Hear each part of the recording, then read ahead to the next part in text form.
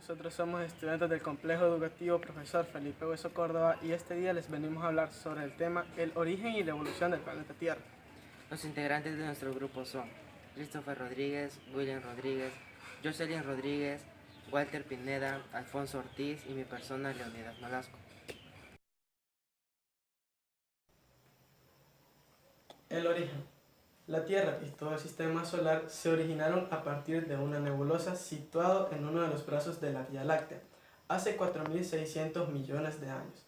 El gas y el polvo de la nebulosa comenzaron a contraerse, debido posiblemente a la onda expansiva producida por la estrella. Poco tiempo después, este material se condensó y empezó a girar, formando una especie de disco, en el que se condensó la mayor parte de la masa de la nebulosa, que se fue comprimiendo y calentando hasta que su núcleo consiguió una temperatura que permitió la fisión nuclear de los átomos de hidrógeno y empezó a brillar el Sol. La materia que no formó parte de la estrella permaneció girando alrededor del Sol. Por la gravedad, al descender la temperatura se formaron fragmentos sólidos de tamaños de granos de arena y al colisionar entre ellos formaron grandes cuerpos llamados planetesimales. Estos colisionaron entre sí hasta formar planetas interiores, que sean más densos, y los restantes son gaseosos y exteriores, que su formación fue muy distinta por menor densidad y no consiguieron compactarse. A lo largo de la historia han surgido diversas teorías que intentan explicar el origen de la Tierra y el sistema solar.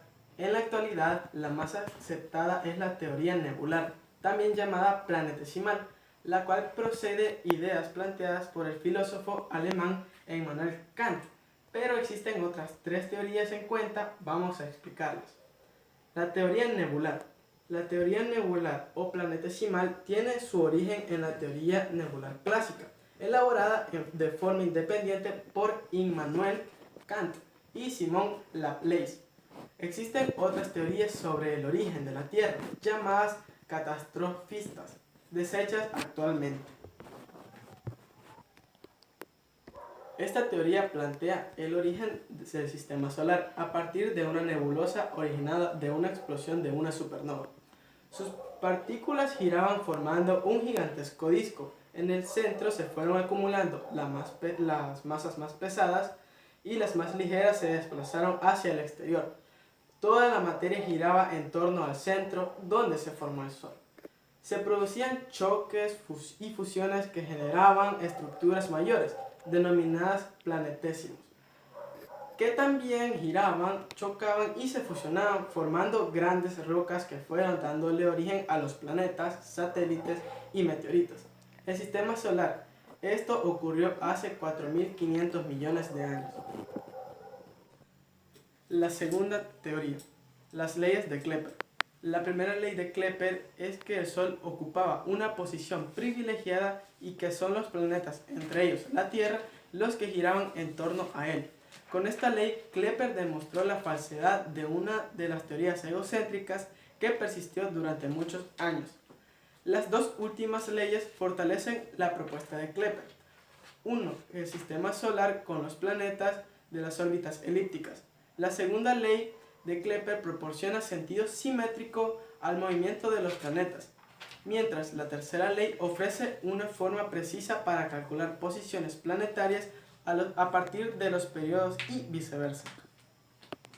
La relevancia tras las tres leyes de Kepler es innegable, pues el posicionamiento de los satélites artificiales, el cálculo de la trayectoria de los cometas, la trayectoria de las sondas espaciales y así como simples predicciones del eclipse son tan solo algunos ejemplos de las aplicaciones de este importante trabajo logrado en el siglo XVII. La tercera teoría, teoría de Laplace. En 1776, el astrónomo y matemático francés Pierre-Simon Laplace propuso su teoría sobre el origen del Sol y los planetas, también basada sobre una gran nebulosa. Por esta razón se ha identificado como la teoría de Kant y Laplace. Esta teoría explica que el sistema solar se originó por condensación de una nebulosa de rotación que se contrajo por la acción de la fuerza propia de gravedad, adoptando la forma de un disco en concentración superior en el núcleo. Según esta teoría, la nebulosa se volvió inestable al adquirir mayor velocidad de rotación. En las capas externas se originaron anillos concéntricos que, al separarse, formaron los planetas y los satélites, en tanto que en el centro las nubes se formaron el Sol, dando que la nebulosa giraba en una misma dirección alrededor de su eje. Todos los planetas quedaron girando alrededor del Sol en ese mismo sentido. La última teoría, la teoría de la acreción, fue propuesta por el geofísico ruso Otto Schmidt en 1944. Esta explica que el origen de la Tierra y los planetas surgió mediante la acumulación de polvo cósmico. La Tierra se había formado mediante un proceso de acreción de materiales cósmicos hace unos 4.600 millones de años. En sus primeros momentos, todo había sido muy diferente a lo que hoy se ve a diario en la nave de la vida. La Tierra, después de estratificarse en un núcleo, manto y corteza por el proceso de acreción, fue bombardeada en forma masiva por meteoritos y el resto de asteroides. Este proceso generó un inmenso calor interior que fundió el polvo cósmico, que, según los geólogos, provocó la erupción de los volcanes después de muchos millones de años. Se habrían formado mediante distintos procesos: los océanos, la atmósfera primigenia y la vida, primero en las aguas y luego en el resto de las esferas de la Tierra. Durante muchos millones de años después de su formación, la Tierra siguió incrementando su masa. Al crecer, el planeta comenzó a calentarse debido a 3 efectos. El primer efecto, la energía liberada por el impacto de los meteoritos. El segundo efecto, la contracción gravitatoria. El tercer efecto, la desintegración radioactiva de los elementos de uranio, torio y potasio. Llegó el momento en que la Tierra se fundió totalmente y comenzó una diferenciación en capas en su interior. Los elementos pesados, hierro y níquel, se fundieron y formaron un núcleo, en que parte aún permanecía líquida.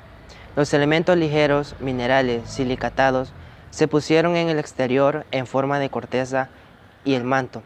Los elementos gaseosos dieron lugar a la atmósfera.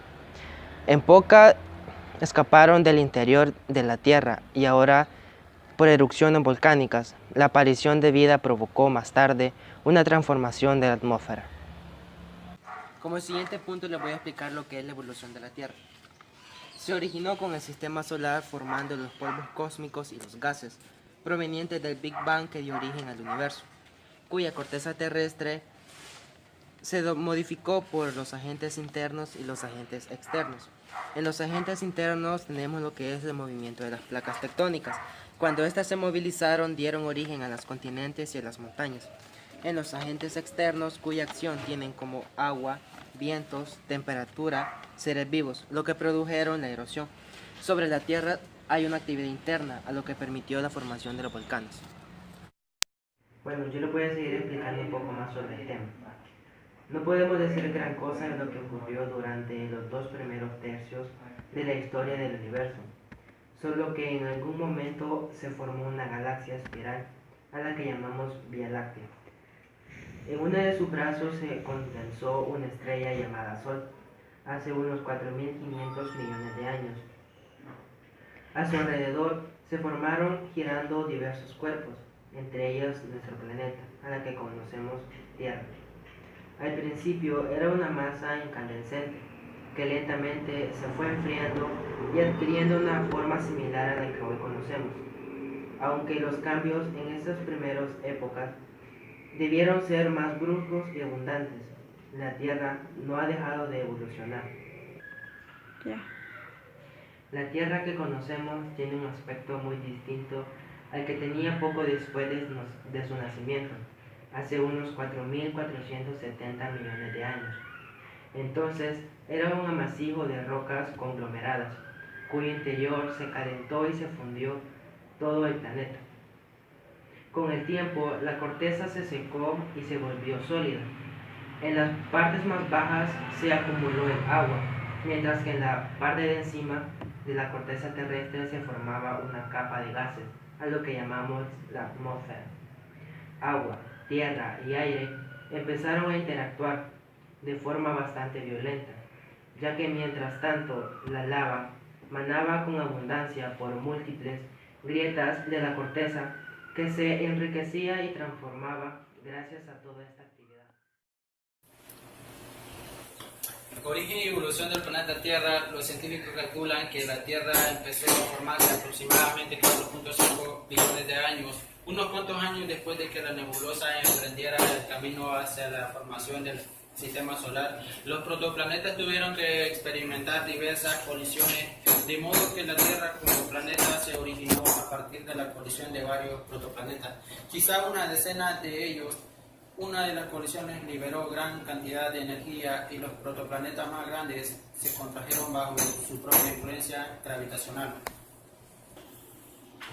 La última colección causada que la creación de un cuerpo celeste, el tamaño aproximado de la actual Tierra, que ha recibido el nombre de prototierra a través del tiempo, acumuló polvo y roca hasta que fue lo suficientemente grande como para atraer material gracias a su campo de gravedad. Esta fuerza gravitacional ocasionó que numerosos objetos especiales chocan contra la superficie terrestre y se desintegraron.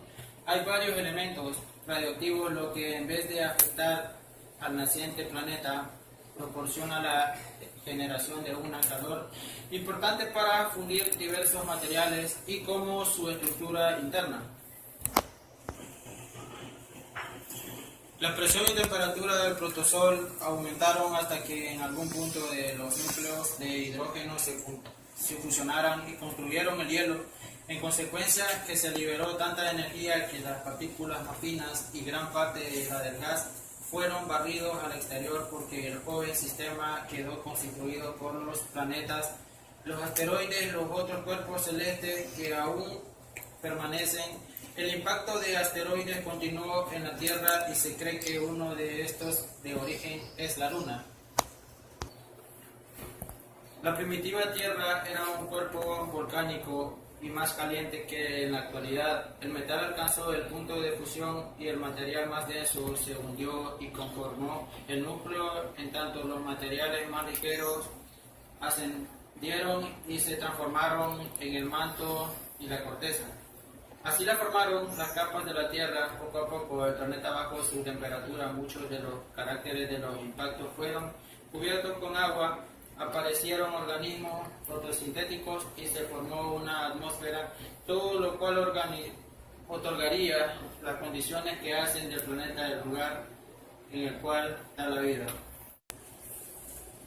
Desde que se originó la Tierra ha tenido muchas eras, pues ya como esta podemos mencionar la era de hielo, la era de los dinosaurios, la era del hombre prehispánico.